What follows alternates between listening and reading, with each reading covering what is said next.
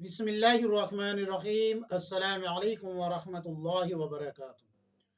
बहुत सारी ख़वातीन हैं जिन्होंने पूछा है कि मुफ्ती साहब, हमारी बहुत सी नमाजें कज़ा हो चुकी है, फ़र्ज़ नमाजें कज़ा हो चुकी है, चाहे वो जवानी की हालत में गफलत की वजह से हुई हो या किसी और वजह से, लेकिन बहुत सारी नमाजें कज़ा है, तो इनको अदा करने का तरीक़ा क्या है? एक मसला तो ये। दूसरा ये कि क्या वाकई ही कोई शरीयत में ऐसी नमाज है कि 4 रकत नफल पढ़ने से सारी की सारी पीछे जो नमाजें कज़ा हुई है सब अदा हो जाएगी सिर्फ 4 रकत नफल पढ़ने से? और उम्री कज़ा का तरीक़ा क्या है? और मुसलमानों पे, मर्द औरत पे किस उम्र में जाके नमाज फ़र्ज होती है? कब से वो जो है अपनी नमाजों का जो छूट चुकी है इयादा शुरू करे, यानी कि कितनी उम्र से शुरू करे? तो देखिए, सबसे पहले मैं आपको कुछ हवाले पेश कर देता हूँ। आप किताब उठाए मौलाना रफ़त कासमी साहब की मसाइल नमाज, उसको खोल के देखिए, उसमें भी आपको तमाम मसाइल मिल जाएंगे। इसी तरीके से आप किताबुन नवाजिल खोल के देखिए, उसमें भी आपको तमाम मसाइल मिल जाएंगे। फतावा उस्मानी खोल के देखिए, उसमें भी आपको तमाम मसाइल मिल जाएंगे। इसी तरीके से आप इमदादुल फतावा खोल के देखें, फतावा आलमगिरी खोल के देखें, फतावा दारुल उलूम देवबंद खोल के देखें, फतावा शामी खोल के देखें और फतावा महमूदिया खोल के देखें, आपको तमाम मसाइल मिल जाएंगे। सबसे पहले मैं आपको ये बात बता देता हूँ कि शरीयत में कोई ऐसी नमाज नहीं है कि कोई 4 रकत नफल पढ़े और वो पीछे की तमाम कज़ा का कफ़ारा बन जाए। ऐसी कोई भी नमाज नहीं है। ये जो रसूलुल्लाह सल्लल्लाहु अलैहि वसल्लम की तरफ झूठ बोल रहे हैं कि भाई 4 रकत पढ़ो और 1 रकत में इतनी मरतबा सूरह इखलास पढ़ो, इतनी मरतबा आयतुल कुर्सी पढ़ो, वगैरह वगैरह, ये सब जो है रसूलुल्लाह सल्लल्लाहु अलैहि वसल्लम पे झूठ बोल रहे हैं, बहतान बांध रहे हैं। अल्लाह के नबी सल्लल्लाहु अलैहि वसल्लम ने फरमाया कि मेरी तरफ मंसूब करके बात करने में एहतियात बरतो, कहीं ऐसा ना हो कि वो झूठ बोला जा रहा हो, तुम्हारा झूठ बोलना तुम्हें जहन्नम में पहुंचा देगा। अल्लाह के नबी सल्लल्लाहु अलैहि वसल्लम की हदीस का मफहूम बयान कर रहा हूँ।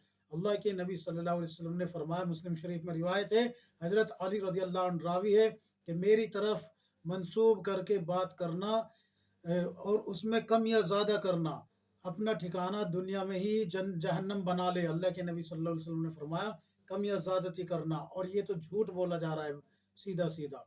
तो इसलिए अल्लाह के नबी सल्लल्लाहु अलैहि वसल्लम पे झूठ न बोला जाए, बल्कि जो शरीयत के अहकाम है उलमा से पूछकर उन पे अमल करे। अब आते हैं हम इस तरफ कि मुसलमान मर्द औरत पे कितनी उम्र में जाके नमाज फ़र्ज होती है। देखिए, ये इलाके के एतबार से भी है। जैसे कि अरब इलाके गर्म है, तो गर्म इलाकों में लड़की जल्दी बालिग हो जाती है, जैसे कि 9 साल की उम्र में, 8 साल की उम्र में, 10 साल की उम्र में। तो जैसे ही लड़की बालिग होगी वैसे ही उस पर नमाज फ़र्ज हो जाएगी, जैसे ही लड़का बालिग होगा वैसे ही उस पर भी नमाज फ़र्ज हो जाएगी। अब बालिग होने की अलामतें क्या है? तो मर्द हजरात के लिए तो ये है कि उनकी आवाज़ में भारीपन आ जाएगा, बगल के बाल और मूछ और दाढ़ी के बाल उनके नज़र आने लगेंगे और उनको जो है एतलाम होने लगेगा, यानी कि ये बलूगत की अलामतें हैं। अगर इनमें से कोई भी अलामत ज़ाहिर ना हो कि दाढ़ी का रुआं भी नज़र नहीं आ रहा, बगल के बाल भी नज़र नहीं आ रहे, ज़ेरे नाफ पे भी अभी जो है बाल नज़र नहीं आए, तो ये सब की सब अलामतें अगर नज़र नहीं आ रही, तो फिर 15 साल मुकम्मल होते ही चांद की तारीख से 15 साल मुकम्मल होते ही लड़का बालिग समझा जाएगा। बिल्कुल यही हुक्म लड़की के बारे में है कि अगर उसको हैज नहीं आया, ख्वाब में उसको जो है किसी मर्द का ख्वाब नजर आया, उससे उसको इंजाल नहीं हुआ, या फिर जो है उसको बगल में बाल नहीं आए, जेर नाफ नहीं आए, हैज नहीं आया, आवाज में भारीपन नहीं आया, ये अलामतें हैं। अगर इनमें से कोई भी जाहिर नहीं हुई तो और 15 साल मुकम्मल हो गए चांद की तारीख, तो 15 साल मुकम्मल होते ही ये लड़की भी बालिग हो जाएगी। 15 साल से पहले इसकी बलूगत की कोई दलील नहीं मिलती इस तरीके से, तो फिर ये बालिग नहीं हुई। जो पीछे दलीलें मैंने बताई है ना कि भाई हैज का आ जाना वगैरह वगैरह, तो अगर इनमें से कोई अलामत नहीं मिलती तो फिर ये भी बालिग नहीं हुई जब तक कि 15 साल की नहीं हो जाती। और लड़के को भी अगर इनमें से कोई علامت نہیں ملتی جو میں نے بتائی ہے، تو 15 سال سے پہلے وہ بھی بالغ شمار نہیں ہوگا۔ تو 15 سال کی عمر ہوتے ہی یہ اس حالت میں اگر ان میں سے علامت کوئی نظر نہیں آ رہی تو 15 سال کی عمر ہوتے ہی چاند کی تاریخ کے مطابق تو اب ان پہ نماز، روزہ، صاحب نصاب ہے تو زکوٰۃ اور حج، یہ چاروں ارکان فرض ہو جائیں گے۔ یہ چاروں جو چیزیں ہیں اسلام کی، چاروں بنیادیں، یہ ان کے اوپر لاگو ہو جائے گی۔ اب اگر آپ نے نمازیں نہیں پڑھی بالغ ہونے سے لے کے اور 25 سال کی عمر تک، مثال کے طور پہ آپ 15 سال کی عمر میں بالغ ہوئی اور 25 سال کی عمر اب آپ کی ہو چکی ہے اور 25 سال کی عمر تک اب آپ نے نماز نہیں پڑھی، تو اب آپ کے ذمے 10 سال کی نمازیں ہیں، مستقل 10 سال کی نمازیں ہیں اب آپ کے ذمے۔ اب ان کو پڑھنے کا طریقہ کیا ہے یہ سن لیجیے۔ آپ کتاب اٹھائیں گے نا فتاوی عثمانی، اس میں بالکل جو ہے حرف بحرف لکھا ہوا ہے دلیل کے ساتھ، اس کو کھول کے دیکھ لیجئے گا، آپ کو بالکل صراحت کے ساتھ مسئلہ مل جائے گا۔ سب سے پہلے یہ بات یاد رکھے، اللہ کے نبی صلی اللہ علیہ وسلم نے فرمایا کہ اگر کوئی نماز پڑھنا بھول جائے تو اس کو اس نماز کو پڑھ لینا چاہیے، بعد میں اس کی قضا کرے، اس کی قضا کر لے۔ اس کے علاوہ رسول اللہ صلی اللہ علیہ وسلم کی حدیثیں بہت ساری ہے جس میں اللہ کے نبی صلی اللہ علیہ وسلم نے بتایا من ترک الصلاۃ متعمدا فقد کفر، کہ جس نے جان بوجھ کے نماز چھوڑ دی بغیر شرعی عذر کے، وہ اسلام سے نکل گیا، وہ کافر ہو گیا۔ اللہ کے نبی صلی اللہ علیہ وسلم کی حدیث ہے۔ ایک حدیث میں آتا ہے رسول اللہ صلی اللہ علیہ وسلم نے فرمایا کہ بے نمازی کا حشر حامان، فرعون، شداد اور امیہ بن خلف کے ساتھ، ابی بن خلف کے ساتھ ہوگا۔ اسی طریقے سے اور بھی روایتیں ہیں جس میں جیسے کہ رسول اللہ صلی اللہ علیہ وسلم نے فرمایا کہ اسلام اور کفر کے درمیان ایک آڑ جو ہے وہ نماز ہے۔ تو یہ جو لوگ کہتے ہیں نا کہ بھئی عمری قضا کا کوئی جواز نہیں ملتا، کوئی دلیل نہیں ملتی، تو یہ ساری کی ساری دلیلیں اسی بات کی طرف جاتی ہے۔ بخاری شریف کی روایت ہے جو میں نے آپ کو بتائی ہے، مسلم شریف میں بھی ہے، ترمذی شریف میں بھی ہے، کھول کے دیکھ لیجئے گا۔ اللہ کے نبی صلی اللہ علیہ وسلم نے فرمایا کہ جو کوئی شخص نماز پڑھنا بھول جائے، جب اس کو یاد آئے اس کے ذمے اس کو لوٹانا واجب ہے، اس کو ادا کرنا ضروری ہے، اس کے ذمے وہ فرض پڑا ہوا ہے، اس کو ادا کرنا ضروری ہے۔ اب آتے ہیں کہ پڑھنی کیسے ہے۔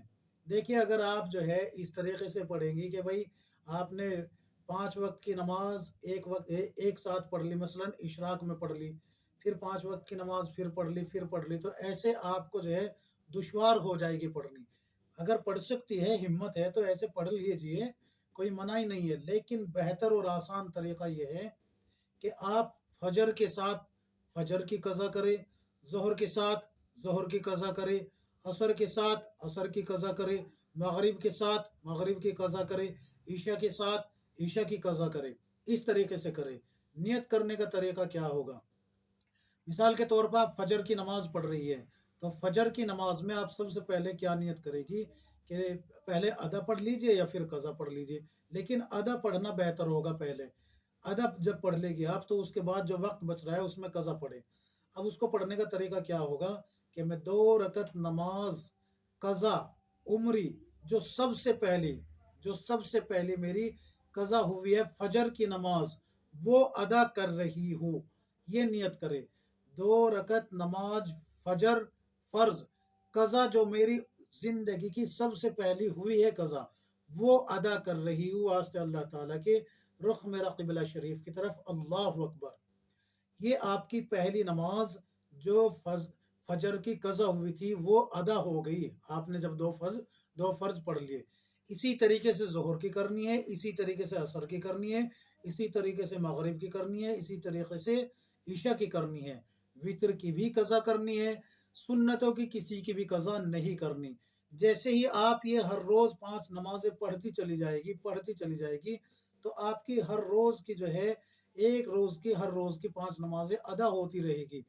اب سوال یہ ہوتا ہے کہ پھر اگلے دن کون سی کس طریقے سے، تو جیسے پہلے دن نیت کری ہے ویسے ہی اگلے دن کرنی ہے، جو ادا ہوتی رہے گی وہ آپ کے کھاتے میں ادا میں چڑھتی رہے گی، اور وہ جو لفظ پہلا آیا ہے نا تو جو ابھی باقی ہے وہ پہلے پہ چلی جاتی رہے گی، پہلے پہ اس طریقے سے۔ امید ہے کہ یہ مسئلہ آپ کی سمجھ میں آ گیا ہوگا۔ حوالے میں شروع میں پڑھ چکا ہوں، تمام نمازوں کو آپ کو اسی طریقے سے پڑھنا ہے۔ اللہ تبارک و تعالی مجھے بھی، آپ کو بھی، ہم سب کو کتاب و سنت کے مطابق زندگی گزارنے کی توفیق عطا فرمائے، آمین یا رب العالمین۔